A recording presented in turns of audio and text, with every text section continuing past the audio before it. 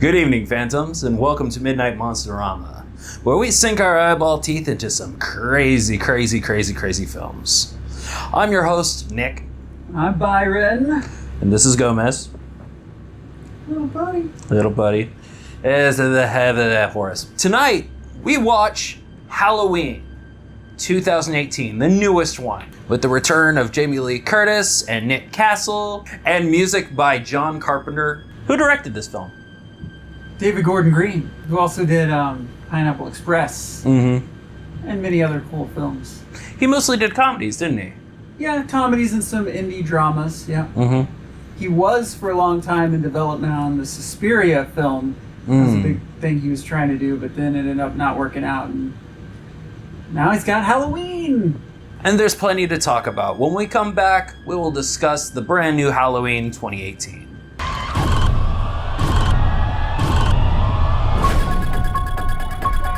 He's waited for this night. He's waited for me. I've waited for him. Get out! And we're back! We just saw the new Halloween! Woo! Yeah! Alright, Nick, what'd you think, man? Oh, it was fun. I want to go see it again. It was just a good time. Especially when we were sitting in the theater with everyone else and like hearing the gasps and the scream and the big no from the person. We were all just cracking up laughing. That was good. That was an experience that I really enjoyed. Yeah, it was a crazy theater experience, and this is a film, of course, I've been like excited about for quite a while now. You know, been really looking forward to it. But start with a bad. Sure, why not? Go ahead. For a film that boasts of cleaning the slate and being a direct sequel to the original, it did feel like maybe it was a little too cluttered. Maybe a little too many characters, a few too many kind of subplotty things going on. Yeah, they did throw everything, including the kitchen sink. And I think Jamie Lee Curtis did that to her brother anyway. Oh wait, he wasn't even the brother. He had the reporters. Whatever. They didn't know how to record with a Tascam. It was funny. Yeah. I actually like the reporters, but yeah, anyway. Podcasters, get it right. Oh, sorry. Podcasters. Yeah. The famous podcasters. Yeah, they were all right. I think it was just like because you had them, and you had the doctor, and you had the cop, and you had the main characters, Jamie Lee Curtis and her family, and then you had some teenagers that you had to have. Oh, sure. Like somewhere in there, like for instance, there's a big twist with the psychiatrist, the fake Loomis guy. You know that he's a bad guy, and I thought that twist was all right. A lot of people hate it. It seems from what I've been reading the past couple days, but I don't necessarily hate it, but it was just kind of like one of those come on moments. But I think that whole thing would have played a lot cleaner had he seemed like he was even an important character. Because I felt like he's only in like 3 scenes, and then there's a reveal where if like from the beginning, if you didn't have the podcasters and he was the one that's trying to get Michael to talk with the mask, and he's the one that goes and interviews Lori to try to get her to go there and say her piece. Like if it was all him, it would make a lot more sense. Yeah. But again, podcasters were fun. Yeah, that scene where they both kick the bucket was great. Yeah. I enjoyed the heck out of it. I don't care about what anybody says like they don't like about the film. Like that part was just so cool. I think that's pretty much the only bad, really. Yeah, there may be a few other things. Like I questioned some of the logic to Laurie's plan, but I think some of that may work out in subsequent viewings, and I think that's a good segue into the good. Yeah. Because, like, the strength of having all these characters and all these little sub things is there's a lot to think about in this movie. Oh, absolutely. I see the movie definitely as like a folly of man and machismo and stuff like that. Whereas, even though Laurie is kind of on edge and she's just fighting her own battles and stuff, all in all, it's the women who kick butt in this movie. And I thought that was great because that is pretty much the modus operandi of all the Halloween films. It's always the women kicking butt. Whereas people complain that it was just a total retelling of the first movie, there's got to be a method to the madness on that. And whereas like when Michael finally comes out and he's stalking throughout Haddonfield, he is kind of repeating the same things he did in the first movie, but I think that's just him retracing his steps. And I think that does kind of hold some merit to it without being so picky about it. I thought it was kind of clever, actually. My thing is, and what I appreciate is that I don't really think it mimics the first film at all, and that even put me off a little bit, because you have these expectations. I expected that it would be more like Carpenter, but that's actually exactly what I don't want. That's what I don't like about the original Halloween 2, is it had the same cinematographer, but it's no Carpenter movie. Right. Like Halloween 2, it makes that movie feel so weak in comparison to the original, because it just doesn't have that spark behind the camera. No offense to Rick Rosenthal, it's just not the same thing. But it feels like it's trying to be, because it looks kind of the same, simply because it was the same cinematographer made around the same time. This film doesn't look anything like the original Halloween. It's not paced like it. It's its own thing. It's its own monster. And it's fun, man. Yeah. I haven't been to a movie in a long time where I heard a crowd react the way they did in a long, long time. Like Get Out, I think for me it was the last one that had this much crowd anticipation. And then of course there's a few of the nods from the classic movies and stuff. Like you saw the kids wearing the silver shamrock masks and stuff, and I got a giggle out of that. There's Ham Knife Lady. Ham Knife Lady. I think I actually said that out loud in the theater. I'm like, Ham Knife! One thing I want to talk about is the humor in the film and how it uses it in a really good way. When you have a movie as loaded with characters, it is almost like, and Die Hard, and I was also thinking about Aliens, that one thing, both those films have a lot of side characters, and they all get like quippy one-liners and funny little moments, funny little dialogue exchanges that make you smile or laugh. They did that a lot in this Halloween, like some genuinely like funny little exchanges. Of course, the MVP, this is little Julian, little kid that she's babysitting. Oh God, that kid was awesome. Oh my goodness. Like, you gave it to Tommy and you gave it to the two kids in the first film, and I was like, man, they're gutsier than I am. This kid was legit in this movie. He was cracking funny lines. He was being a smartass to the babysitter, even though, they were still really tight and good friends. His fear was very real, and I'm glad he made it out alive, to be honest. I'd like to see him come back if they ever decide to make a sequel. He was smart too. He was like ultra smart. First sight of it, he's like, I'll go get help, but I'm getting the hell out of here. Smart kid. Let's just talk about how awesome we're gonna freaking set piece is. We're just gonna keep going. That tracking shot of him just going from house to house, just murdering random people as if he's being guided by the wind. Like, oh my gosh. Oh yeah. I mean, if you like slasher movies and any of this kind of stuff, that seems like it's like something I've always wanted and I never knew I wanted. Right. And now we have it. Like an actual monster-like character to fear. Even at our age, we're just like, man, this is cool, but man, I'd run if I saw a dude like that, My favorite set piece in the whole thing is it starts in that backyard with the big fence and the motion light.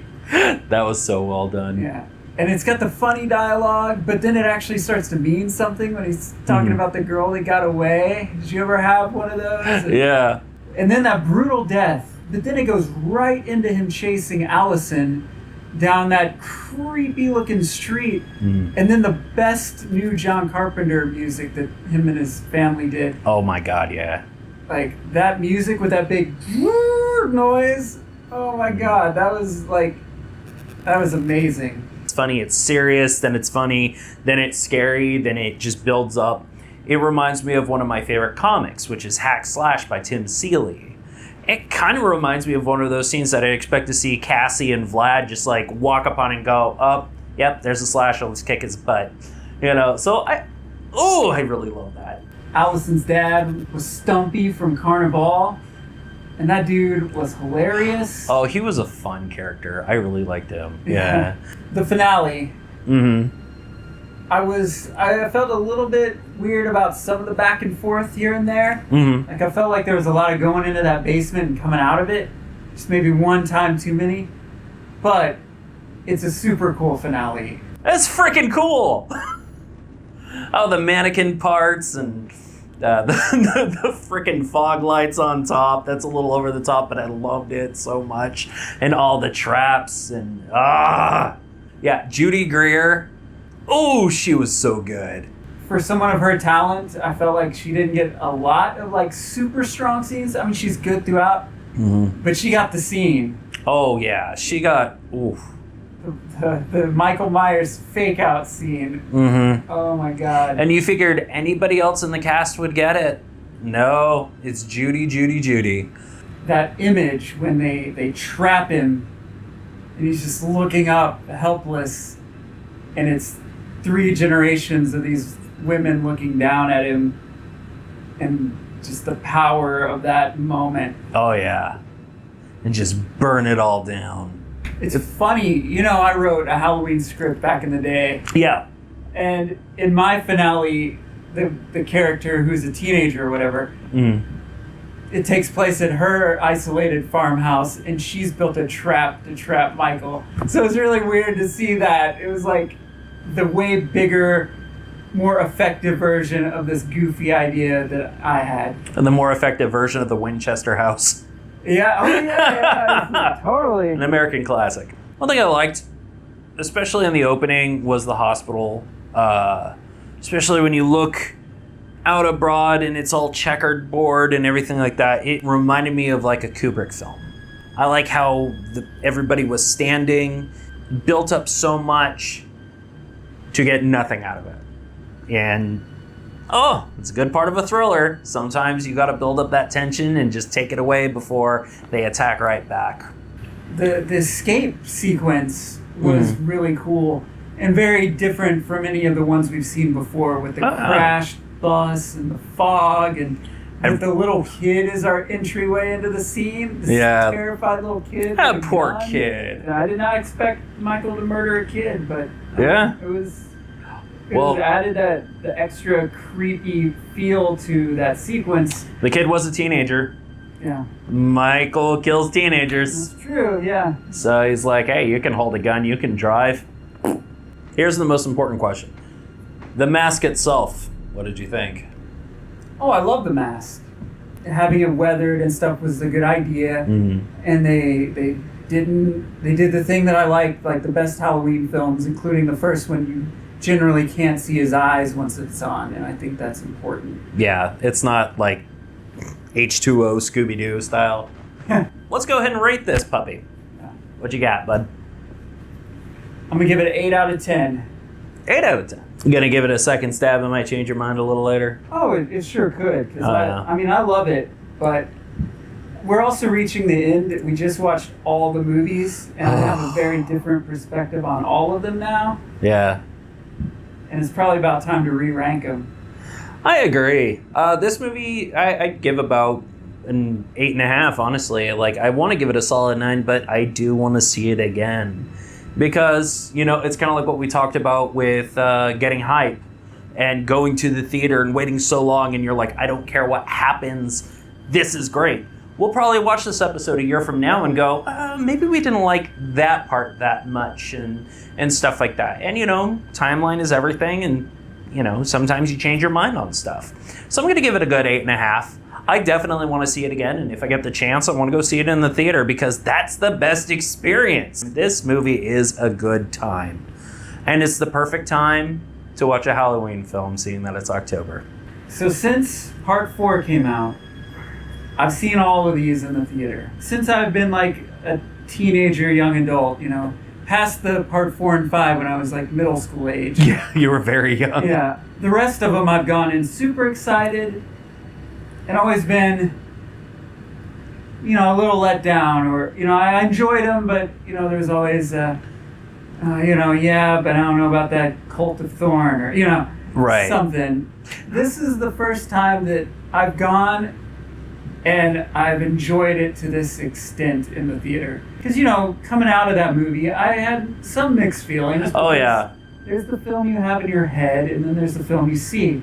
So I had so much fun, but I still had mixed emotions because it wasn't everything that I'd built in my head. Right. 'Cause nothing is. But I woke up the next morning like so excited about it. Good. So excited for all the fun and great things in it, and dying to see it again. That hasn't happened since like part 5.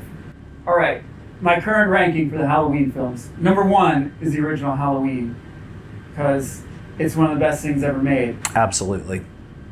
Number 2 is Halloween 5, because it's the most fun of all the sequels to me. Mm-hmm. Number 3 is the new Halloween, because it's freaking awesome and great. After that, we've got Rob Zombie's Halloween 2, because it is bananas, and I really appreciate Bananas crazy movies. After that, we've got Halloween 4, because really solid entry, really good movie. Mm-hmm. Then we got Halloween H2O, which has moved up a lot for me. Good. Yeah. Then we got Halloween 3, because it's good. Good, but we're getting, yeah. Then we got Halloween 2. Yeah. Valid. Then we got Rob Zombie's Halloween. And then we have Halloween Resurrection somewhere down on the floor. Oh, I forgot Halloween 6. Halloween 6 is about on par with Halloween 2. How could we forget about that one? Paul Rudd. Paul Rudd forever. Paul Rudd. Okay, here's my list. Oh boy. Alright, so I have to fully agree with you. Top of the list, top of the heap, King of the Mountain, first Halloween 1978.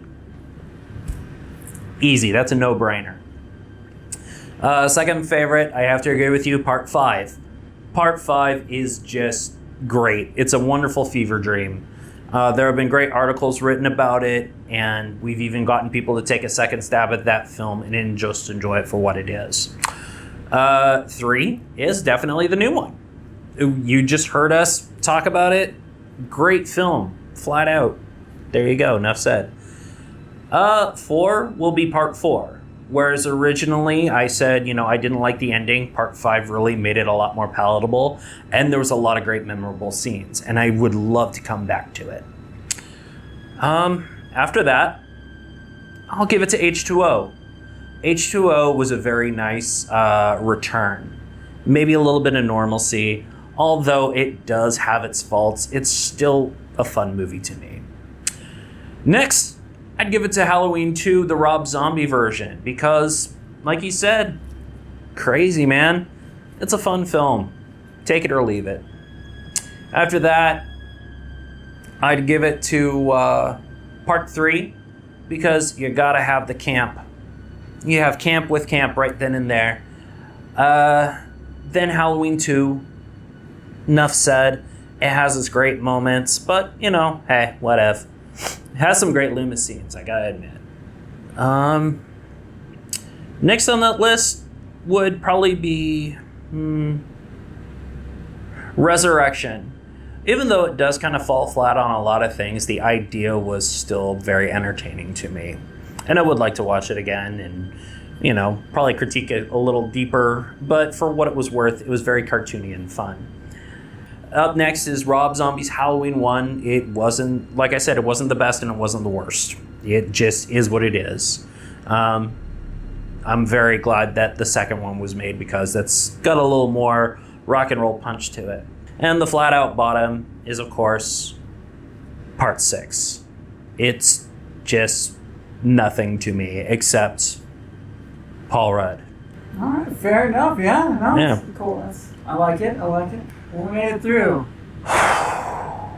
You sure did. We want to hear from you guys. Tell us what you thought. What do you think about the new movie? What do you think about all of them? Post your rankings. Let's see your rankings. Yeah, get part of the conversation. And make sure that you subscribe and join us on the fun. We have a lot more films to show you and more craziness and maybe more Gomez as well. And what can I say except have a fun and safe Halloween. Hang out with your buddies. Watch some good horror films. Don't get stuck in a mansion like we have. And believe me when I say Horace is real. Oh, look at the kitty. Look at the kitty. Horace is real. Horace is real. See? Horace is real. You heard it. You heard it. That wasn't fake. That was real. What? What? What are we talking about? And up next we're going to go through the Universal Monster set. We have the entire Blu-ray collection. Even comes with a booklet, and I'm very excited to really dig into the classics because I'm a big Frankenstein fan and collector. And yeah, we just got a lot of good. Join us. Walk among us.